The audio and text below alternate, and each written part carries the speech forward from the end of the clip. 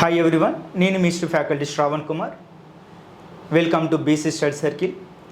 మనకు గాంధీయన్ ఎరా 1920 నుండి 1947 వరకు భారతదేశ స్వాతంత్ర సంగ్రామంలో గాంధీ అత్యంత కీలక పాత్ర వహించడం జరిగింది.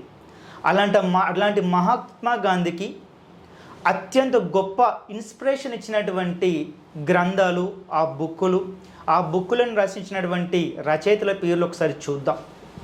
నెంబర్ 1, లియో టాల్స్టాయ్ రచించినటువంటి గ్రంథం the Kingdom of God with in you అనేటువంటి బుక్. రెండవ రచన జాన్ రస్కిన్ రాస్తాడు. ఈ జాన్ రస్కిన్ రాసినటువంటి గ్రంథం అంటు ద లాస్ట్. అదేవిధంగా మూడవ గ్రంథం అనేటువంటిది ఎడ్విన్ ఎర్నాల్డ్ రాస్తాడు.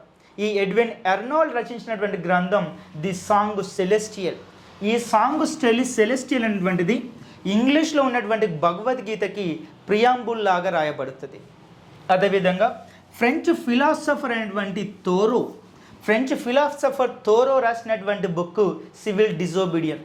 ఇది ఒక కరపత్రము. ఈ తోరో రాసినటువంటిది ఒక కరపత్రము.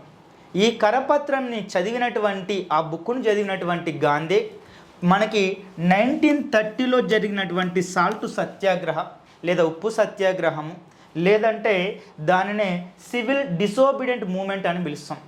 గాంధీ సాల్ట్ సత్యాగ్రహ చేయడానికి అత్యంత ఇన్స్పిరేషన్ ఇచ్చినటువంటి బుక్ ఏంటంటే ది ఫ్రెంచ్ ఫిలాసఫర్ తోరో రాసినటువంటి సివిల్ డిసోబీడియంట్ మూమెంట్.